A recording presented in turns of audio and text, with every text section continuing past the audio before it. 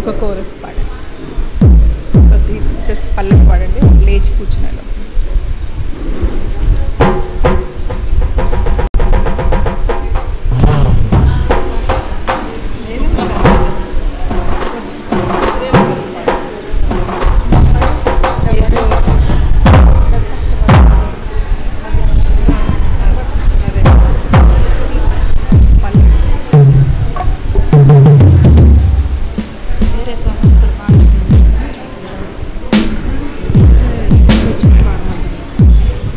స్తుతి మహిమ ప్రభావము నీకే నా యేసయ్యా,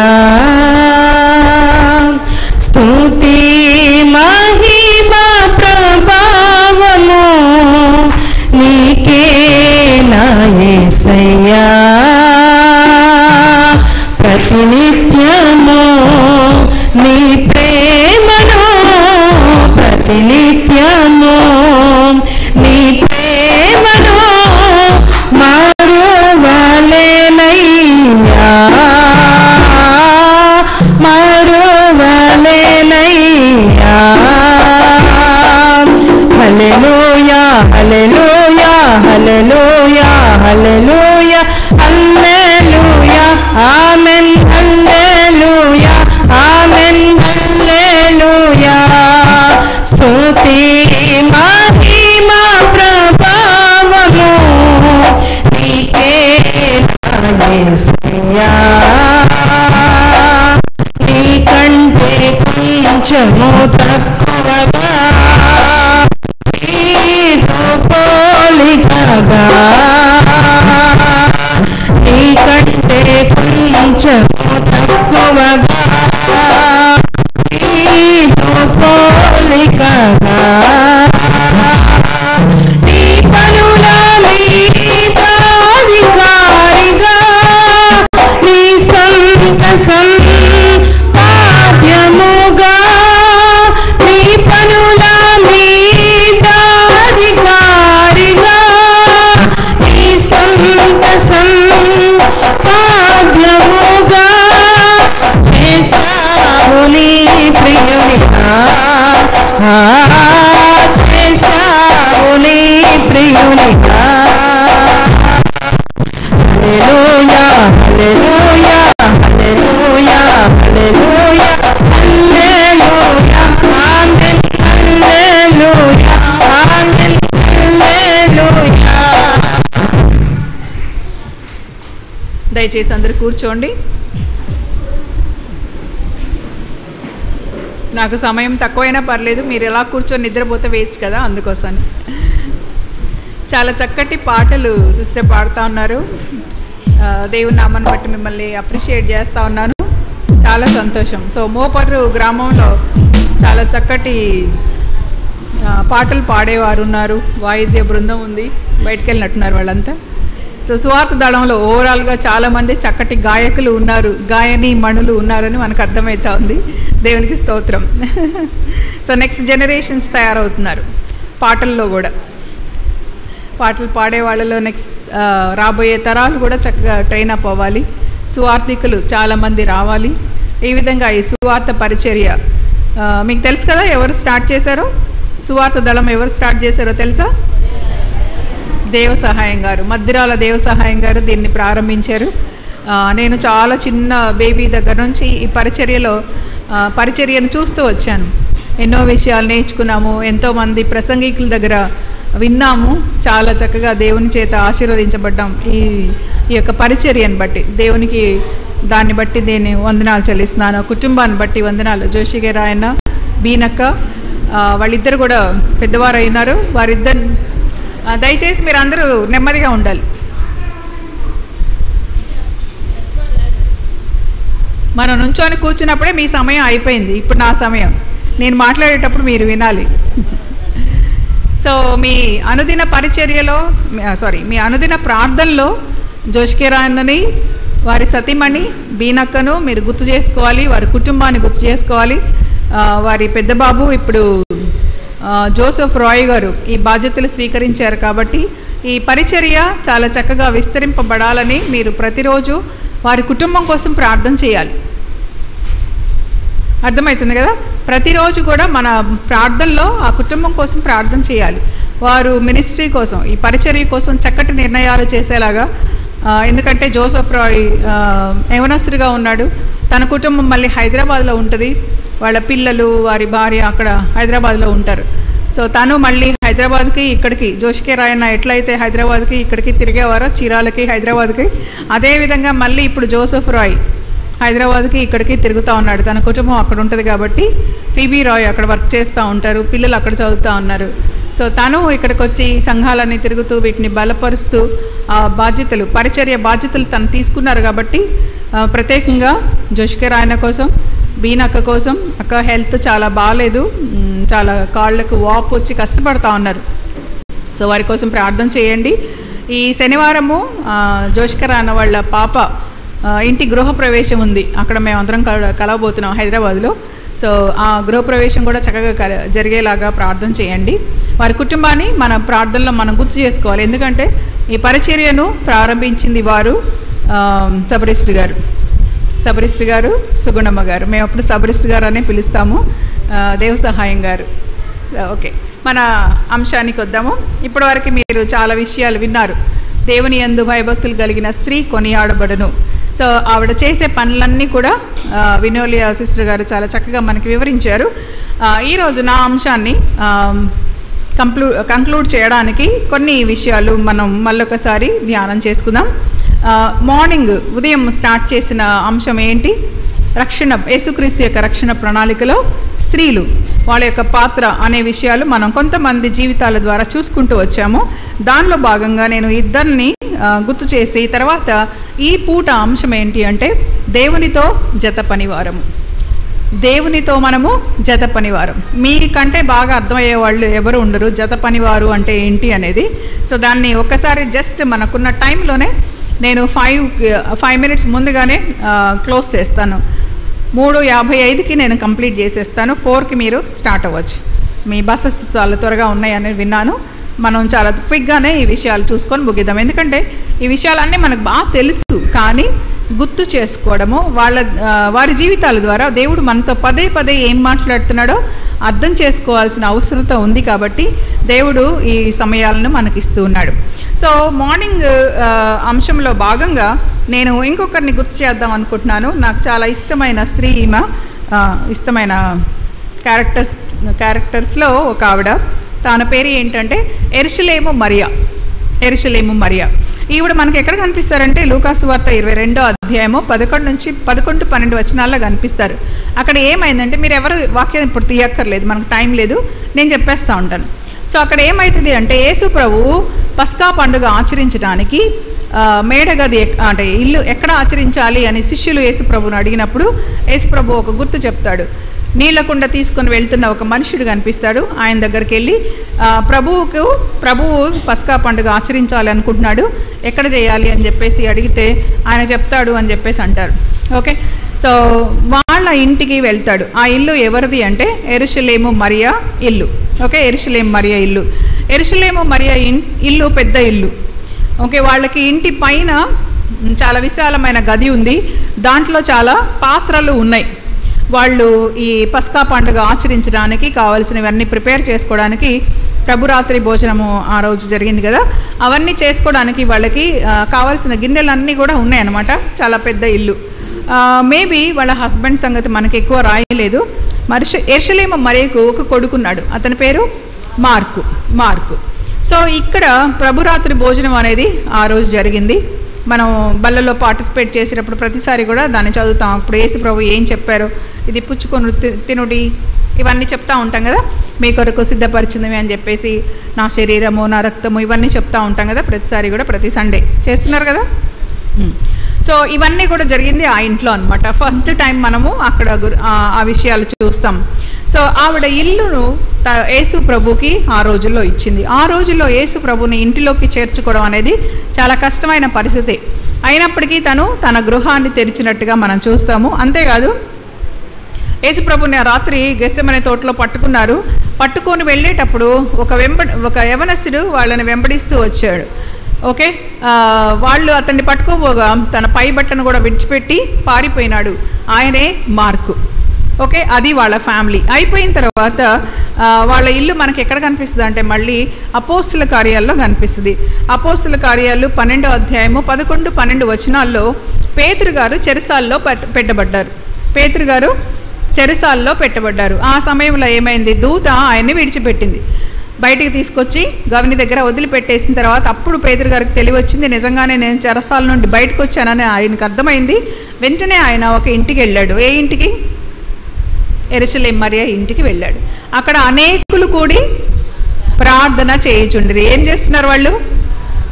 అనేకులు కూడి ప్రార్థన చేస్తున్నారు. అత్యాసక్తితో ప్రార్థన చేస్తున్నారు. మళ్ళీ పైగా సంఘము అత్యాసక్తితో ప్రార్థన చేయుచుండెను అని స్టార్టింగ్లో ఉంటుంది. ఈ పేతురు గారు వెళ్ళేసరికి అనేకులు కూడి ప్రార్థన చేస్తున్నారు. వాళ్ళలో ఒక పాప కూడా ఉంది. ఏం పాప పేరేంటి? ఆలోచిస్తున్నారు కదా మీరందరూ, నిద్రపోవట్లేదు కదా, అది నా సమస్య. సో ఆ పాప కూడా ఉంది. పేతురు గారు తలుపు కొట్టగానే తను వచ్చి తలుపు తీసింది. ఎవరు? పాప, నేను, తలుపు తీయండి, నేను పేతుర్ని, తలుపు తీయండి. పరిగెత్తుకెళ్ళి లోపలికి వెళ్ళింది తలుపు తీయకుండా. ఎందుకు?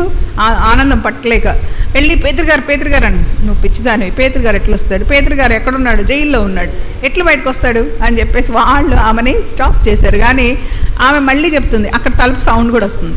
సో అప్పుడు వాళ్ళు వెళ్ళి తలుపు తీసి పేతురుని చూసి అత్యానంద భరితులు అయినారు. సో అది ఇల్లు ఎవరిది? ఇంకొకసారి పరిశుద్ధాత్మ దేవుడు దిగివచ్చిన ఇల్లు కూడా అదే. యేసు ప్రభు చనిపోయి తిరిగి లేచిన తర్వాత శిష్యులందరూ కూడి ప్రార్థన చేస్తూ ఉన్నారు. అప్పుడు పరిశుద్ధాత్మ దేవుడు వాళ్ళ మీదకి అగ్నివలే దిగివచ్చు. ఆ ప్లేస్ కూడా అదే ఇల్లు. సో మేడగది అని ఇంతవరకు ఒక మాసపత్రిక కూడా వచ్చేది. చాలా చక్కగా దేవుని వాక్యాలు రాసి ఆ పేరు అట్లా పెట్టారు, మేడగది అని చెప్పేసి.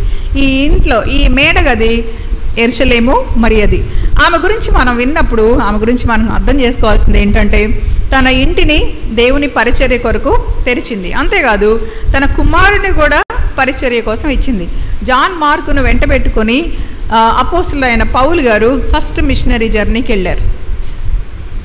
మొదటి సువార్త దండయాత్రకు తను జాన్ మార్కును వెంట పెట్టుకొని వెళ్ళారు. పంపులియా అనే ప్రదేశానికి వెళ్ళినప్పుడు జాన్ మార్క్కి టెన్షన్ అయింది. ఇదంతా చాలా కష్టంగా ఉంది, నేను వీళ్ళతో కలిసి ప్రయాణం చేయలేను, ఇదంతా నాకు వద్దని మళ్ళీ వెనక్కి వెళ్ళిపోయినాడు.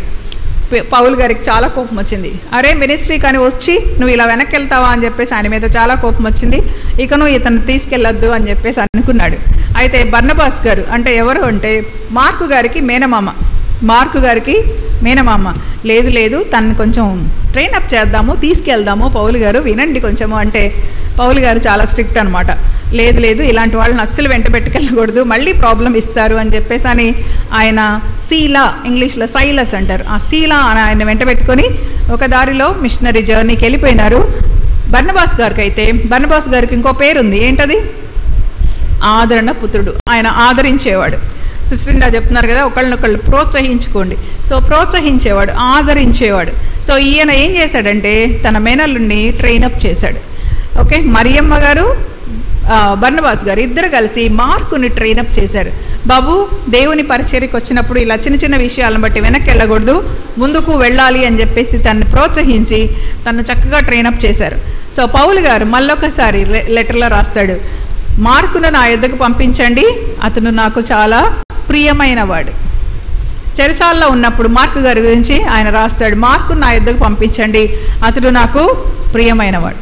బిడ్డల్ని అలాగా పెంచాలి, మినిస్ట్రీ కోసం బిడ్డల్ని అలా సువార్త పరిచర్య కోసం పెంచాలి, పెద్దవాళ్ళకు ఉపచారం చేయడం కోసము పెంచాలి. సో మరియమ్మ గారికి చాలా ఆస్తుంది, ఒకటే కొడుకు లాగా కనిపిస్తున్నాడు. అయినప్పటికీ తను పరిచర్యకి వెళ్తే ఎంత ప్రాబ్లమో, ప్రాణం కూడా పోద్దని తనకు తెలుసు, మిషనరీ జర్నీస్ ఎంత కష్టంగా ఉంటాయో తెలుసు. అయినప్పటికీ తను ఏం చేసింది? తన ఇంటిని సువార్త పని కోసం తెరిచింది, తన బిడ్డని సువార్త పనికి అప్పగించింది, తనతో పాటు. అలాగా తను యేసుక్రీస్తు యొక్క రక్షణ ప్రణాళికలో భాగమైంది. ఆ రోజు వాళ్ళ ఇంటి దగ్గర నుంచే యేసుప్రభు బయటికి గెత్సెమనే తోటకి వెళ్ళిన తర్వాత ఆయన పట్టుకున్నారు, సిలువ వేశారు. తర్వాత ఇంకొక చిన్న క్యారెక్టర్ ఎవరు అంటే పొంతి పిలాతు గారు ఉన్నారు కదా, గవర్నర్. ఆయన రోమా గవర్నమెంట్కి గవర్నర్గా వర్క్ చేస్తున్నారు. ఆయన భార్య ఆయన భార్య గురించి మనకు ఒకటే సెంటెన్స్ ఉంటుంది, ఏమని? ఎప్పుడు ఆమె గురించి మనకి గుర్తొస్తుంది? బైబిల్లో ఎక్కడ ప్రస్తావించారు? తీర్పు తీర్చే టైంలో గవర్నర్ గారు పీఠం మీద కూర్చో ఉన్నారు, ఆయనకు ఒక చిట్టి వస్తుంది, లెటర్ వస్తుంది. ఏమని? ఆ నీతిమంతుని జోలికి నువ్వు వెళ్ళొద్దు, ఈ ఉదయం కలలో నేను ఆయన గురించి నేను చాలా బాధపెట్టాను. ఏమని చెప్తుంది ఆవిడ యేసు ప్రభు గురించి? ఎదురుగున్న మనుషులందరూ ఏం చేస్తున్నారు? సిలువ వేయండి అని అరుస్తున్నారు. యేసు ప్రభు ద్వారా వాళ్ళు ఎంతో బెనిఫిట్ పొందారు. రొట్టెలు తిన్నారు, రోగాలు స్వస్థపరుచుకున్నారు, చాలా సూచక్రియలు వాళ్ళ జీవితాల్లో యేసు ప్రభు ద్వారా చూశారు. కానీ ఆవిడ ఎప్పుడు యేసు ప్రభుని పర్సనల్గా కలవలేదు, ఎప్పుడూ ఆయన వర్తమానాలు కూడా వినలేదు. కానీ దేవుడు ఆవిడికి ఆ ఆలోచన ఇచ్చాడు. మేబీ విని ఉండొచ్చు, కానీ తనకి కలలో దేవుడు ఆమెకి ఆ విషయాన్ని బయలుపరిచాడు. భర్తకి ఆ విషయం తెలియజేయడం చాలా కష్టమైన పని.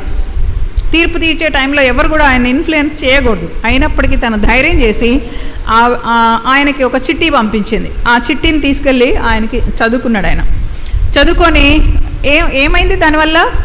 పిలాతు చేతులు కడుక్కొని ఈ నిరపరాధి రక్తంలో నాకు భాగం లేదు అంటే వాళ్ళందరూ ఏమన్నారు? యూదులంతా ఆయన రక్తం మా తలల మీద, పిల్లల తరం మీద ఉంటుంది అన్నారు. యూదులు ఎంతో భయంకరంగా కష్టపడ్డారు, చంపబడ్డారు. ఆ రక్తాపరాధం వాళ్ళ మీద మోపబడింది. ఎవరి టైంలో తెలుసా? హిట్లర్ టైంలో జర్మన్స్ వాళ్ళని భయంకరంగా బాధ పెట్టారు. పాప ఇప్పటికి కూడా వాళ్ళు చాలా కష్టపడుతున్నారు. యూదులు వాళ్ళ జీవితం చాలా కష్టం. వాళ్ళు చాలా తెలివైన వాళ్ళు, ప్రపంచంలో చాలా తెలివైన వాళ్ళు, చాలా వాటిని కనిపెట్టారు. అయినప్పటికీ చాలా కష్టపడుతున్నారు. కష్టపడే దేశం అన్నమాట. ఎందుకంటే ఆ నిరపరాధి యొక్క రక్తాన్ని వాళ్ళు చిందించారు. ఆ రక్తాపరాధం వాళ్ళు ఇంకా అనుభవిస్తూనే ఉన్నారు. సో ఈమె గురించి తెలుసుకోవాల్సిన విషయం, ఈమె పేరు ఏంటంటే క్లౌదియా. పిలాతు గారి భార్య పేరు క్లౌదియా. సో ఆవిడ గురించి మనం తెలుసుకోవాల్సింది ఏంటంటే తన భర్తను నశించిపోకుండా కాపాడుకుంది. ఆ రక్తాపరాధం ఆయన మీదకి రాకుండా కాపాడుకుంది. ఆయన విషయంలో జాగ్రత్తగా ఉండు, ఆయన నీతిమంతుడని నాకు అర్థమైంది అని చెప్పేసి విషయాన్ని తెలిసింది. సో మనం చేయాల్సిన పని ఏంటి? వెంటనే అర్థం చేసుకుందాం. మరియమ్మ గారి విషయంలో ఏం లెసన్ నేర్చుకుంటున్నాం? మన ఇంటిని, మన పిల్లల్ని దేవుని కొరకు, దేవుని పరి కొరకు వాడాలి అని అర్థం చేసుకుంటున్నాం. ఈవిడ విషయాల్లో మనం ఏం అర్థం చేసుకుంటున్నాం అంటే మన భర్తల్ని నాశనానికి పోకుండా తప్పించాలి. ఏ విషయంలో వాళ్ళ ప్రాబ్లం ఉందో మనకు తెలియదు, ఏ విధంగా తప్పించాలో నీకు మాత్రమే తెలుసు. అంటే ప్రార్థన ద్వారా, నెమ్మదిగా వాళ్ళతో మాట్లాడడం ద్వారా, నీ సత్ప్రవర్తన ద్వారా అని ఆల్రెడీ మనం అర్థం చేసుకున్నాం. వీటి ద్వారా వాళ్ళు నాశనానికి పోకుండా మనము తప్పించాలని అర్థం చేసుకుంటున్నాం. సో ఈరోజు మన అంశానికి వద్దాము. ఈ పూట అంశం ఏంటి అంటే దేవునితో జత పనివారం. జత పనివారం అంటే మీరు మన పొలం దున్నేటప్పుడు ఎడ్లు జత కడతాం కదా, ఓకే, ఒకవైపు ఒక ఎద్దు, ఇంకొక వైపు ఎద్దు, రెండు సమానంగా పోవాలి. సో ఇప్పుడు ఈ దీంట్లో ఒకవైపు యేసుప్రభు ఉన్నాడు, ఇంకోవైపు ఎవరున్నారు? నువ్వు కానీ నేను కానీ ఉన్నాం. సో మనందరం కూడా యేసుప్రభుతో కలిసి చేయవలసిన వాళ్ళం. యేసుప్రభుని చక్కగా స్పీడ్లో వెళ్ళిపోతూ ఉంటాడు, తను చేయాల్సిన పని ప్రాపర్గా చేసుకుంటూ వెళ్ళిపోతూ ఉంటాడు. పక్కన నువ్వు ఎలా వెళ్తున్నావు అనేది ఇంపార్టెంట్. సో దేవునితో జత పనివారం, మాకు స్టూడెంట్ మినిస్ట్రీలో ఒక చక్కటి పాట ఉంటుంది, దేవునితో జత పనివారము రయమున వెళ్ళేదము అనే సాంగ్ ఉంటుంది అనమాట. సో యూత్కి చాలా బాగుంటుంది అది. సో దేవునితో మనము జత పనివారం, యేసు ప్రభు పని చేసుకుంటూ వెళ్తున్నాడు. మనం ఏం చేస్తున్నాం? ఒక అడుగేస్తాం, మళ్ళీ వెనక్కి వస్తాం, మనకు అడుగేస్తాం, మళ్ళీ వెనక్కి వస్తాం. ఈ జత పని అనేది సరిగ్గా జరగట్లేదు. మోపర్లో మినిస్ట్రీ సరిగ్గా జరగాలి అంటే దేవునితో కలిసి పని చేయడం అనేది చాలా ఇంపార్టెంట్. పౌలు గారు ఏం చెప్తాడు? నేను క్రీస్తును పోలి నడుచుకున్న ప్రకారం మీరు కూడా నన్ను పోలి నడుచుకోండి. సో దేవునితో జత పనివారంగా ఉన్నాము మనము. పౌలు గారు ఎలా పనిచేశారో ఆయన అదే చెప్తాడు, నేను దేవునితో జత పని వాడను అని చెప్తాడు. సో మనల్ని కూడా ఆ విధంగా చేయమని ప్రోత్సహిస్తూ ఉన్నాడు. సో ఇక్కడ మనకు ఒక ఎగ్జాంపుల్గా ఒక కపుల్ ఉన్నారు, వాళ్ళని చూసుకొని మనము అర్థం చేసుకుందాం, వాళ్ళ జీవితాల నుంచి మనం ఏం నేర్చుకోవాలి అనేది చూసినప్పుడు అకులా ప్రిస్లా, ఇక్కడ కూడా నేను బైబిల్ తెరవను, టైం అయిపోతుంది కాబట్టి. వీళ్ళు మనకి ఎక్కడ కనిపిస్తారంటే రోమాపత్రిక 16వ అధ్యాయంలో కనిపిస్తారు. 16వ అధ్యాయం 3-4 వచనాల్లో పౌలు గారు వాళ్ళ గురించి రాస్తారు. చదువుతారా? సరే, ఒకళ్ళు చదవండి.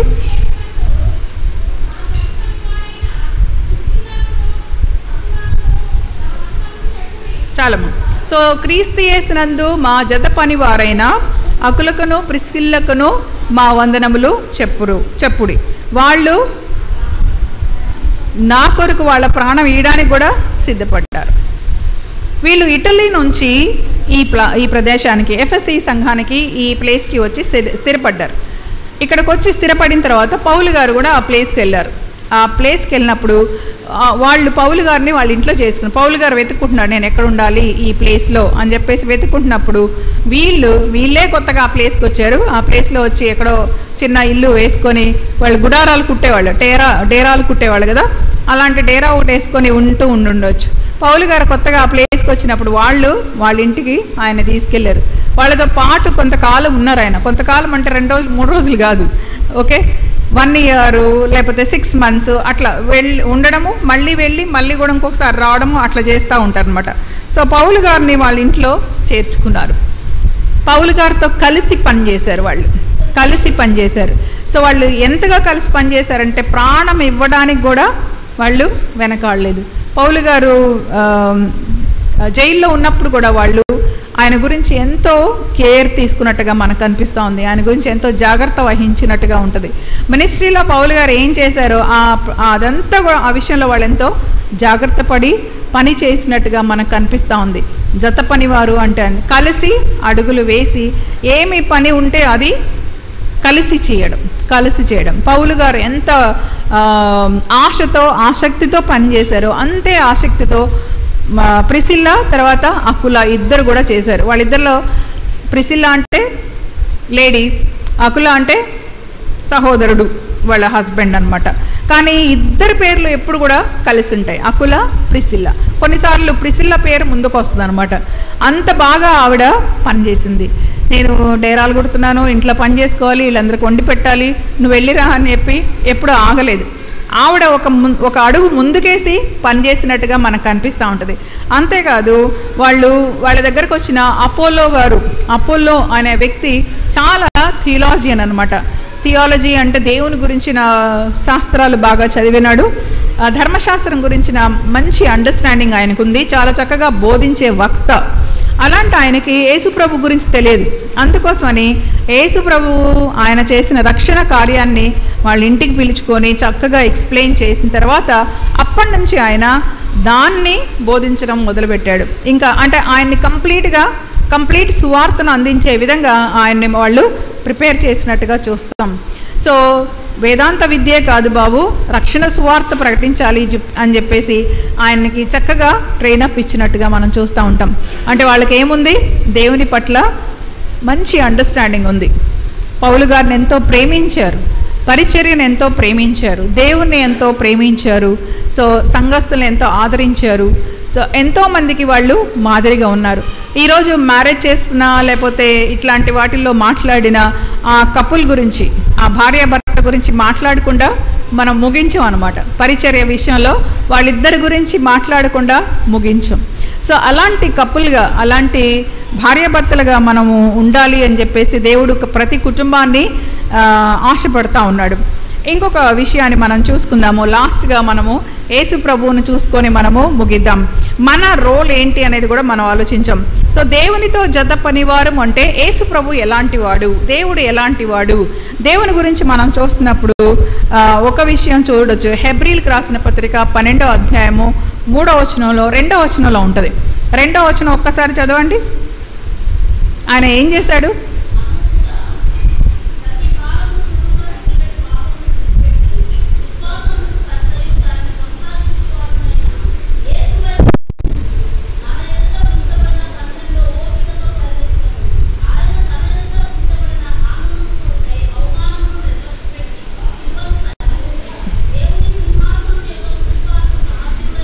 చాలమ్మా. సో ఆయన తండ్రి ఎదుట లేకపోతే తండ్రి యొక్క చిత్తం నెరవేర్చడం కోసం ఏం చేశాడు అంటే సిలువను సహించాడు. పాపాత్ములు తనకు వ్యతిరేకంగా చేసిన నిందను తిరస్కారాన్ని కూడా భరించి మనల్ని, మార్నింగ్ చూసుకున్నాం కదా, తండ్రితో తెగిపోయిన సంబంధాన్ని తిరిగి కలపటం. మనము దేవునికి దూరస్తులుగా ఉన్నాము, మనల్ని తీసుకొచ్చి తండ్రితో కలిపాడు. సో సిలువలో ఆయన మరణించడం ద్వారా పాపానికి వచ్చే శిక్షను ఆయన తన మీద వేసుకొని మనల్ని నిరపరాధులుగా తీర్చి తండ్రితో ఆ సంబంధాన్ని తెగిపోయిన సంబంధాన్ని తిరిగి కలిపాడు. ఈరోజు మనము తండ్రి ఏకమై ఉన్నాము. నేను మీరు ఏకమై ఉన్నట్టు శిష్యులు తండ్రి ఏకమై ఉండాలని ప్రార్థన చేశాడు యేసు ప్రభు. ఈరోజు మనం కూడా ఎవరైతే యేసు ప్రభు ఎందు విశ్వాసం ఉంచామో మనందరం కూడా తండ్రితో ఏకమై ఉన్నాము. ఈ ఏకం చేయడం కోసం, తెగిపోయిన ఈ సంబంధాన్ని కలపడం కోసము యేసు ప్రభు ఈ లోకానికి వచ్చాడు. అదే తండ్రి చిత్తం. తండ్రి చిత్తం చేయడం కోసం ఆయన ఏం చేశాడు? సిలువను సహించాడు. పాపాత్మలు తనకు వ్యతిరేకంగా చేసిన నిందను, తిరస్కారాన్ని భరించి తను తండ్రి చిత్తాన్ని నెరవేర్చాడు. ఈరోజు ఏం చేస్తున్నాడు? తండ్రి యొక్క కుడిపార్శ్వాన కూర్చొని మనందరి కొరకు విజ్ఞాపన. కొంత టైం ఈ ప్రభు, లేకపోతే దేవుడు మనల్ని ఎప్పుడో లేపేసేవాడేమో, మనం ఇంకా వినట్లేదు అని చెప్పేసి దేవుడు ఎప్పుడో లేపేశాడు, మనం లేపేసేవాడేమో. కానీ తండ్రి కుడిపార్శ్వాన కూర్చొని యేసు ప్రభు ఒక్కొక్కరి కోసం విజ్ఞాపన చేస్తున్నాడు. కొంత టైం ఇవ్వండి, ఇంకో కొంచెం టైం ఇవ్వండి, ఇప్పటికైనా ఫలిస్తారేమో, ఇప్పటికైనా నేర్చుకుంటారేమో అని చెప్పేసి ప్రతి ఒక్కరి కోసం విజ్ఞాపన చేస్తున్నాడు. మనము ఆయన యొక్క జత పనివారం కాబట్టి మనము ఆ పని చేయాలని మన నుంచి దేవుడు ఆశపడుతున్నాడు. సో చివరిగా ముగించుకుందాము. పేతురు రాసిన 1వ పేతురు 2వ అధ్యాయము 9-12 వచనాల్లో ఒకటి ఉంటుంది. అయితే మనము చీకట్లో నుండి ఆశ్చర్యకరమైన వెలుగులోనికి మనల్ని పిలిచిన వాని గుణాతిశయాలను ప్రచురము చేయు నిమిత్తము రాజులైన యాజక సమూహములో చేర్చబడ్డాం. అది మన రోల్ ఏంటి అంటే, మనల్ని మనం చీకట్లో ఉన్నప్పుడు ఆశ్చర్యకరమైన తన వెలుగులోనికి పిలిచాడు కాబట్టి మనం ఏం చేయాలంటే ఆయన యొక్క గుణాతిశయాలను ప్రచురం చేయాలి. గుణ ప్లస్ అతిశయాలు అంటే అతిశయించదగిన గుణాలు. యేసు ప్రభు యొక్క క్యారెక్టరిస్టిక్స్ ఎలాంటివి అంటే చాలా గొప్పవి. ఆయన గొప్ప గుణాలను మనము ప్రచురం చేయడానికి దేవుడు మనల్ని పిలుచుకున్నాడు. జత పనివారంగా మనం చేయాల్సిన బాధ్యత ఏంటి అంటే, ఇదిగో చూడండి, నా పక్కన ఉన్న ఈ దేవుడు గొప్పవాడు, ఆయన రక్షకుడు, ఆయన సృష్టికర్త, ఆయన పరిశుద్ధుడు. సో మీరు ఆయన దగ్గరకు వస్తే మీరు బ్రతికించబడతారు, నిత్య జీవంలోకి మీరు వస్తారు అని చెప్పేసి ఆయనకు గుణాతిశయాలను మనం ప్రతిరోజు ప్రచురం చేయాలి. అందుకోసం దేవుడు మనల్ని ఏర్పాటు చేసుకొని మీరు నా జత పనివారు అని చెప్తా ఉన్నారు. సో ఆశ్చర్యకరమైన తన యొక్క వెలుగులోనికి మనల్ని పిలిచిన వాని గుణాతిశయాలను ప్రచురం చేయ నిమిత్తము మనల్ని ఏం చేశాడు? రాజులైన యాజక సమూహంలోకి చేర్చాడు. రాజులు ఏం చేస్తారు? రాజ్య విస్తరణ చేస్తూ ఉంటారు. దేవుని రాజ్యం ఆల్రెడీ మన మధ్యలోకి వచ్చింది. ఈ రాజ్య విస్తరణ చేయాల్సిన బాధ్యత మన మీద ఉంది. అంటే ఏంటి? ఈ సంఘము దేవుని యొక్క రాజ్యము, ఈ రాజ్యంలోకి అనేక మందిని చేర్చాల్సిన బాధ్యత మన మీద ఉన్నది. ఆ పని చేయాలి. రాజులు, యాజక సమూహం ఏం చేస్తారు? అనేకుల కోసము ప్రార్థన చేస్తారు, దేవుని దగ్గర అనేకుల కొరకు విజ్ఞాపన చేస్తారు యాజకులు. ఆ బాధ్యత మన మీద ఉంది. సంఘంగా మనం కలిసి ప్రార్థన చేయాలి. మీ ఊరి కోసం మీరు ప్రార్థన చేయాలి. మీ ఊరి కోసం మీరు ప్రార్థన చేసినప్పుడే దేవుడు ఈ ఊరిని స్వస్థపరిచాడు, ఈ ఊరిలో రక్షణ కార్యాన్ని జరిగిస్తాడు. అది మీ బాధ్యత. మీరు దాని కొరకు ఎన్నుకోబడ్డారు. దాని కొరకు మిమ్మల్ని ఆశ్చర్యకరమైన తన వెలుగులోనికి యేసుక్రీస్తు పిలుచుకున్నాడు. అర్థమవుతుందా ప్రియ సహోదరులారా? సో మీరు ఏమంటున్నారు? ఫస్ట్ రాజులుగా ఉన్నారు. రెండోది ఏంటి? యాజక సమూహంగా ఉన్నారు. రాజులు రాజ్య విస్తరణ చేస్తారు. యాజకులుగా ఉన్నవారు ఏం చేస్తారు? అనేకుల కొరకు ప్రార్థన చేసి దేవునికి అర్పణలు అర్పిస్తూ ఉంటారు. ప్రభువా, మీరు జ్ఞాపకం చేసుకో, వీరికి విడుదల అనుగ్రహించు, వారిని స్వస్థపరచు, వాళ్ళకి విమోచన ఇవ్వు, వాళ్ళని అందరినీ మీ సన్నిధికి తీసుకో. వాళ్ళకి దేవుని తెలుసుకొని వారికి దేవునికి మనం మధ్యలో నిలబడి ఆయన కొరకు వారి కొరకు దేవుని దగ్గర విజ్ఞాపన చేయాలి. నా నిమిత్తము గ్యాప్లో నిలబడే వాళ్ళు ఎవరు, బండ సందుల్లో నిలబడే వాళ్ళు ఎవరు అని చెప్పేసి దేవుడు అడుగుతా ఉన్నాడు. దేవునికి ఇష్టమైన కార్యాలు చేసినప్పుడు చుట్టుపక్కల ఉన్న వారి మీద దేవుని కోపం వస్తుంది. అయితే దేవుని కోపం రగులుకోకుండా మోషే ఏ విధంగా ఇశ్రాయేల్ కోసం ప్రార్థన చేశారో అది చేయాల్సిన బాధ్యత దేవుడు మన మీద ఉంచాడు. గ్యాప్లో నిలబడాలి. దేవుని తెలియని వారికి మధ్య గ్యాప్లో మనం నిలబడి మధ్యవర్తిత్వము వహించి ఆయన దగ్గర ప్రార్థన చేయాలి. ప్రభువా, వీరిని క్షమించు, వీరికి సహాయం చేయి, మళ్ళీ టైం ఇవ్వు, ఇంకొంత టైం ఇవ్వు అని చెప్పేసి వీరి నిమిత్తము మధ్య గ్యాప్లో నిలబడి ప్రార్థన చేయాలి. సహోదరులారా, గుర్తు చేసుకోండి, దేవుని కొరకు నిలబడ్డము, దేవునితో జత పనివారుగా ఉండడము అంత ఆషామాషి కాదు. కష్టపడాలి. కష్టపడాలి. ఈ లోకము ప్రాయమైందని ఎంచుకొని దేవుని యొక్క పిలుపుకు తగినట్టుగా మనము జీవించాలి. మనల్ని పిలుచుకున్నాడు దేవుడు ఏమని? నా జత పనివారుగా మిమ్మల్ని ఏర్పాటు చేసుకుంటున్నాను, నా రాజ్య విస్తరణ కోసం మిమ్మల్ని ఏర్పాటు చేసుకున్నాను, యాజకులైన సమూహంలో మిమ్మల్ని చేర్చుకున్నాను నేను. సో ఆ పని మీరు చేయాలి. రాజులైన యాజక సమూహంలో మిమ్మల్ని చేర్చిన వాని గుణాతిశయాలు ప్రచురం చేసేవారిగా ఉండాలి అని చెప్పేసి దేవుడు ఈరోజు మనల్ని పిలుస్తూ ఉన్నాడు. సో పిలుపుకు తగినట్టుగా జీవించాలని దేవుడు ఆశపడతా ఉన్నాడు. సో మోపరు గ్రామస్తులు, తర్వాత సువార్త దళం నుంచి వేరే వేరే గ్రామాల నుంచి వచ్చిన ప్రియమైన సహోదరులారా, మరి అందరికి కూడా దేవుడు, మన అందరికి కూడా దేవుడు ఈరోజు తెలియజేస్తుందంటే సమయము చాలా తక్కువగా ఉంది. సమయం ఉన్నప్పుడే జ్ఞానం కలిగి దేవుడు మనకిచ్చిన బాధ్యతను చక్కగా నెరవేర్చాలి. సో 1 తలాంతు వాళ్ళు క్లోజ్ చేశాడు, 2 తలాంతుల వాళ్ళు మరి 2 సంపాదించాడు, 5 తలాంతులు గలవాడు మరి 5 సంపాదించాడు. నీకున్న సమయాన్ని వెచ్చించి ఏం చేస్తున్నావు అనేది దేవుడు అడుగుతా ఉన్నాడు. సో వినియోగించాల్సిన అవసరం ఉంది, సోమరులాగా ఉండొద్దు. సమయం చాలా తక్కువగా ఉందని సాతాను చాలా గట్టిగా వెతుకలాడుతున్నాడు. సో మనం ఏం చేస్తున్నాం? మనం చాలా నిర్లక్ష్యంగా ఉంటున్నాం. టైం ఉందిలే, నెమ్మదిగాలే, ఈ లోకంలో పనులన్నీ సర్దుకోవాలి అనుకుంటూ ఇక్కడే తిరుగుతూ ఉంటే చాలా కష్టం అయిపోద్ది. ప్రార్థన చేసుకుందాం. దేవుడు మనల్ని దేవునితో జత పనివారుగా పిలిచాడు కాబట్టి ఆ పిలుపుకు తగ్గట్టుగా మనం నడుచుకోవాలి. అన్యులు ఏ విషయంలో మనల్ని దుర్మార్గులని దూషించరో వారి మధ్య మన సత్క్రియలు కలిగి జీవించాలని దేవుడు ఆశపడతా ఉన్నాడు. జీవితాలను సరిచేసుకుందాం. ఏ విషయాల్లో మనం ఫెయిల్ అవుతున్నామో చక్కదిద్దుకుందాం. దేవుని పిలుపుకు తగినట్టుగా మనం జీవిద్దాం. దేవుడు మనల్ని దేవునితో జత పనివారము అని పిలుస్తున్నాడు. అంత మంచి హోదా దేవుడు మనకి ఇచ్చాడు కాబట్టి దానికి విలువనిద్దాం. దానికి తగినట్టుగా మనము పరిశుద్ధంగా జీవించి ఆయన యొక్క రాజ్యాన్ని చేసేవారుగా ఉంటూ ఆయన యొక్క గుణలక్షణాలని ప్రచురం చేసేవాళ్ళగా ఉండాలని దేవుడు మన నుంచి కోరుతా ఉన్నాడు. ప్రార్థన చేసుకుందాం. మన జీవితాలను దేవునికి అప్పగిద్దాం.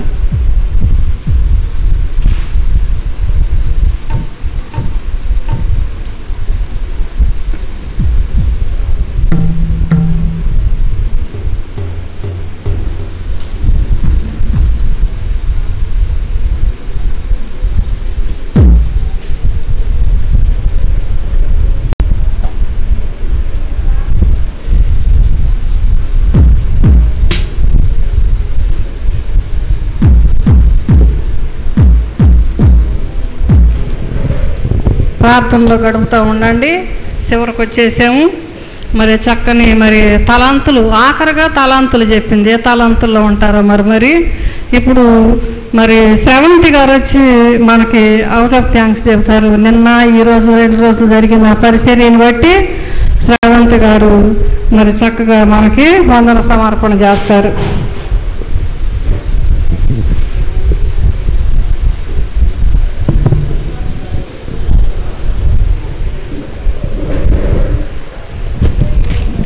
అందరికి వందనాలండి. ప్రత్యేకంగా మా కోసం హైదరాబాద్ నుంచి వచ్చిన వినోలిక గారికి, ప్రతిమకి చాలా వందనాలు, ప్రత్యేకమైన వందనాలు. మా సంఘం తరపు నుంచి చాలా వందనాలు. అట్లాగే మనకి మ్యూజిక్ వాయించిన బృందం, సాంగ్స్ బృందం వాళ్ళకి, స్త్రీల కమిటీ మెంబర్స్కి, అట్లాగే బాపట్ల ప్రాంతం నుంచి వచ్చిన సేవకురాళ్ళకి, పేరాల ప్రాంతం నుంచి వచ్చిన సేవకురాళ్ళకి, చీరాల ప్రాంతం నుంచి వచ్చిన సేవకురాళ్ళకి అందరికీ వందనాలండి. మా కోసం ఎంతో ప్రయాసపడి చాలా దూరం నుంచి వచ్చారు, రాత్రి ఇక్కడే ఉన్నారు, అందుని బట్టి వందనాలు. ప్రత్యేకంగా డేవిడ్ అన్న కుటుంబానికి చాలా వందనాలు. మా కోసం ఎప్పుడు మా వెనకే ఉంటారు, అన్నప్పుడు మా కోసం ప్రార్థన చేస్తూ ఉంటారు. అట్లాగే మోపర్ సంఘం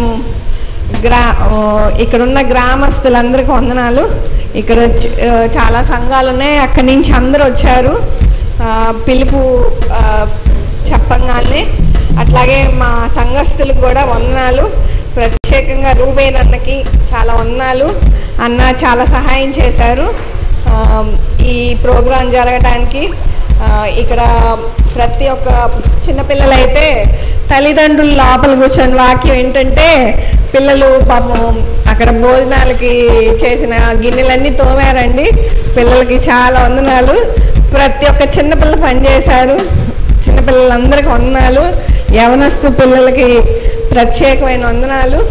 అందరికీ చాలా వందనాలండి. ఈ ప్రోగ్రామ్ని ఇంత సక్సెస్ చేసిన ప్రతి ఒక్కరికి వందనాలు. ఇది దేవుడు నిర్ణయించిన ఆలోచన. గత 6 నెలలుగా దీని గురించి నేను ఈ సంఘం మేము వచ్చి 6 months అవుతుంది. నేను 1 month ఈ సంఘ పరిస్థితులన్నీ గ్రహించుకొని నేను ప్రతిమ కోసం ప్రేయర్ చేసుకున్నాను. కానీ నాకు ఒక సేవకురాలు బదులు 2 సేవకురాలు దేవుడిని ఇచ్చాడు ఇక్కడ పరిచర్య చేయడానికి. జోసఫ్ అన్న అక్కని సజెస్ట్ చేశారు. చాలా థ్యాంక్స్ అక్క. మేము ఒకళ్ళ కోసం సంఘం అంతా ప్రార్థన చేస్తే దేవుడు ఇద్దరిని ఇచ్చాడు. అన్ని బట్టి వందనాలు. థ్యాంక్స్ అన్న.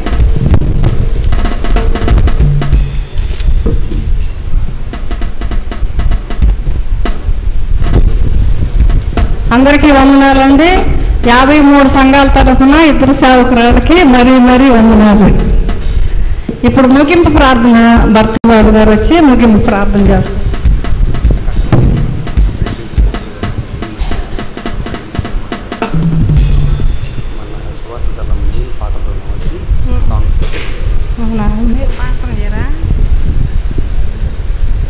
మన సువార్తాళం గారు ప్రెసిడెంట్ గారు బాబు గారు వచ్చారు. వారు వచ్చి మాట్లాడతారు. చాలా సంతోషం.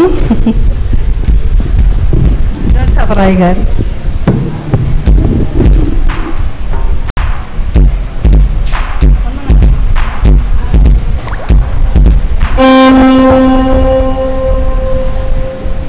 అందరికి వందనాలు. బాగున్నారా అందరూ? ఎంత బాగుంది. మీటింగ్లు అయిపోయినాక ఇంకెక్కువ బాగుండాలి. అవునా కదా? I'm so glad and grateful to God for each one of you who have come here. మీ అందరిని బట్టి నా హృదయపూర్వక వందనాలు తెలియజేస్తున్నాను. అంతేగాక దేవాతి దేవుణ్ణి మీ అందరిని బట్టి నేను స్తుతిస్తున్నాను. This is a very special meeting. చూడండి, ఈ యొక్క మీటింగ్ ఒక ప్రత్యేకమైన meeting. Because only ladies are here. ఎందుకంటే ఇక్కడ కేవలం మొత్తం కూడా స్త్రీలు మాత్రమే ఉన్నారు. And ladies are here, definitely God also is here. ఎక్కడైతే స్త్రీలు ఉన్నారో అక్కడ దేవుడు కూడా ఉన్నాడు. And men are there, it's doubtful. ఎక్కడైతే పురుషులు ఉన్నారో కొద్దిగా అనుమానం అండి, దేవుడు ఉన్నాడో లేడా అని. బట్ ఆంటీ సపోర్ట్ కొడుతుంది. ఆంటీ ఇక్కడ చప్పట్లు కొడుతున్నారు. మీరు కూడా కొట్టవచ్చు.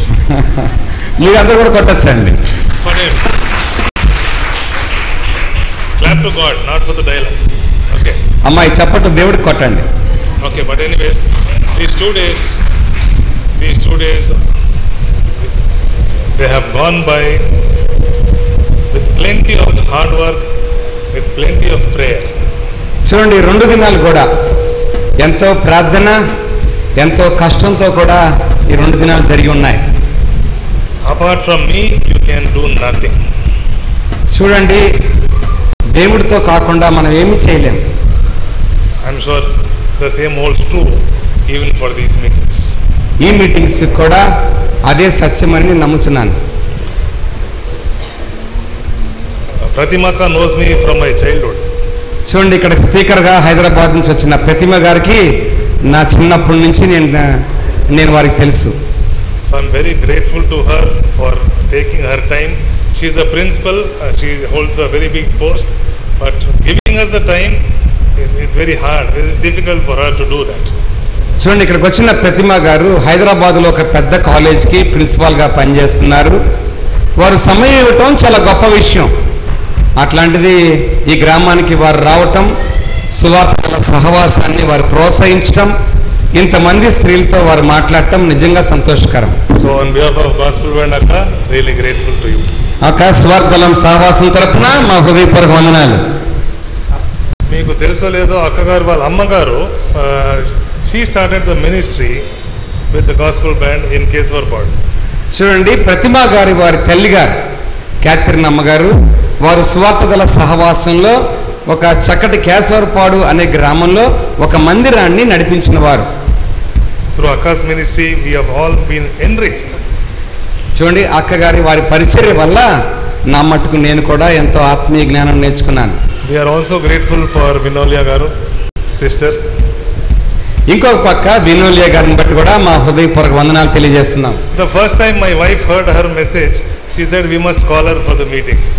మొట్టమొదటిసారి హైదరాబాద్లో వినోలియా గారు మాట్లాడుతుంటే నా భార్య అయిన ఫీబే గారు వారి యొక్క వర్తమానాన్ని విని అప్పుడు నాకు చెప్పారు, అంటే జోయ్ గారికి చెప్పారట, జోసఫ్ గారికి మనం ఖచ్చితంగా వినోలియా గారిని మన మీటింగ్స్కి ఆహ్వానించాలి అని. So thank you sister for accepting our invitation.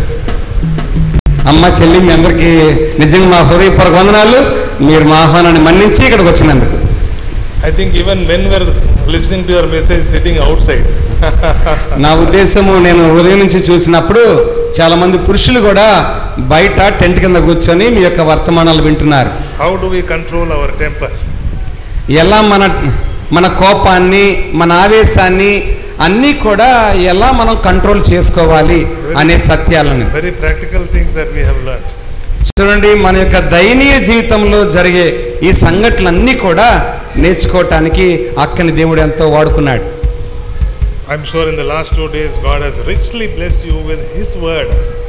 చూడండి నేను ఖచ్చితంగా చెప్పగలుగుతాను, ఈ 2 దినాలు దేవుడు మిమ్మల్ని గొప్పగా వాడుకున్నాడు. చాలా గట్టి సువార్తను ఇక్కడ ప్రకటించడానికి, ఆ వాక్యం ద్వారా మనం అందరం దీవించబడటానికి. In the coming days there will be famine, and the famine will be that of the word of God. చూడండి ఇంకా వచ్చే రోజుల్లో వాక్యం కరువు వస్తుందండి. వాక్యం దొరకని రోజులు ఉంటాయి, వాక్యం చదవని వారు ఉంటారు, వాక్యం అందని దినాలు ఉంటాయి. కాబట్టి మనకి ఈ 2 దినాలు చక్కటి వాక్యం దొరికినందుకు దేవుడికి ఎంతో వందనాలు స్తోత్రాలు తెలియజేయాలి. Okay, one verse I will read and then I will step down. చూడండి ఒకే ఒక వచనం చదివి నేను ముగించాలనుకుంటున్నాను. Matthew 27 మత్తయి సువార్త 27వ అధ్యాయము verse 55. 55వ వచనం. యేసునకు ఉపచారము చేయించు గలిలయ నుండి ఆయనను వెంబడించిన అనేక మంది స్త్రీలు అక్కడ దూరము నుండి చూచుచుండిరి. చూసి ఏం చేశారంట వాళ్ళు? చూచి ఏం చేశారంట వారు?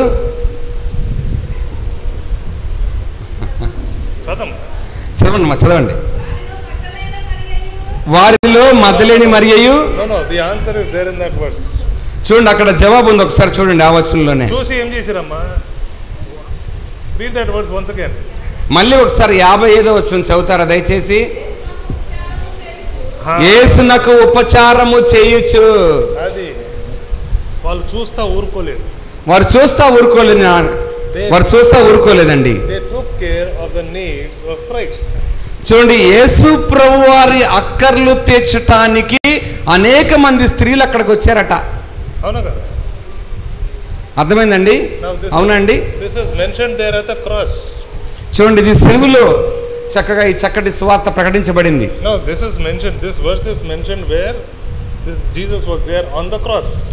ఈ వాక్యము ఎక్కడ ప్రకటించబడిందంటే యేసు ప్రభువారు సిలువలో ఉన్నప్పుడు ఈ యొక్క గొప్ప ఉపచారం జరిగింది. They took care of his needs. చూడండి ఆ స్త్రీలందరూ యేసయ్య సిలువలో వేలాడటం చూశారు, ఆయన అక్కర్లు తీర్చడానికి ప్రయత్నం చేశారు కూడా. Right from Galilee onwards they were with Jesus taking care of his needs. చూడండి గలిలయ నుంచి యేసయ్య ప్రయాణం అవుతున్నప్పుడు అక్కడి నుంచి యేసయ్యతో పాటు ఉండి యేసయ్య అక్కర్లన్నీ కూడా తీర్చడానికి ఆ స్త్రీలందరూ ఉన్నారు. Not for 1 day, not for 2 days, for 3.5 years these women were with Jesus taking care of his needs. చూడండి 1 రోజు కాదు 2 రోజులు కాదండి, సుమారు 3.5 సంవత్సరం పాటు యేసయ్య దగ్గరే ఉండి ఆయనకి ఉపచారం చేసి యేసయ్య కోసం సహాయం చేసేవారిలాగా ఉన్నారు. Those days their needs were physical for Jesus. ఆ రోజుల్లో అవసరాలన్నీ భౌతికంగా ఉండేవండి. Today the needs of Jesus are spiritual. ఇప్పుడు అక్కర్లు ఆత్మీయంగా ఉన్నాయి. God wants many women to take care of those needs. చూడండి యేసయ్యకి చాలా మంది స్త్రీలు అవసరం అండి అటువంటి ఆత్మీయ అక్కర్లు తీర్చడానికి. చూస్తా ఊరుకోవద్దు దయచేసి. Praise be to God. మా దేవుడికి స్తోత్రం కలుగును గాక.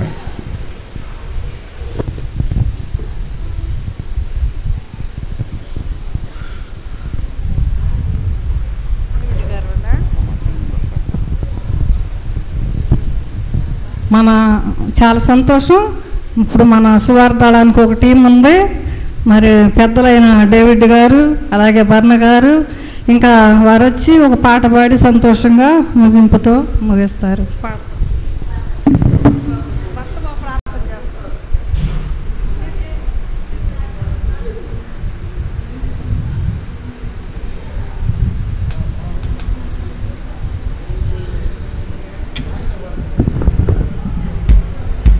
ప్రార్థన చేసుకుందాం. ప్రేమ పరిశుద్ధత కలిగిన తండ్రి, ఎంతైనా నమ్మదగినటువంటి వాడు నాయన. నీ కృప అపరిమితమైనది, నీ ప్రేమ శాశ్వతమైనది ప్రభు.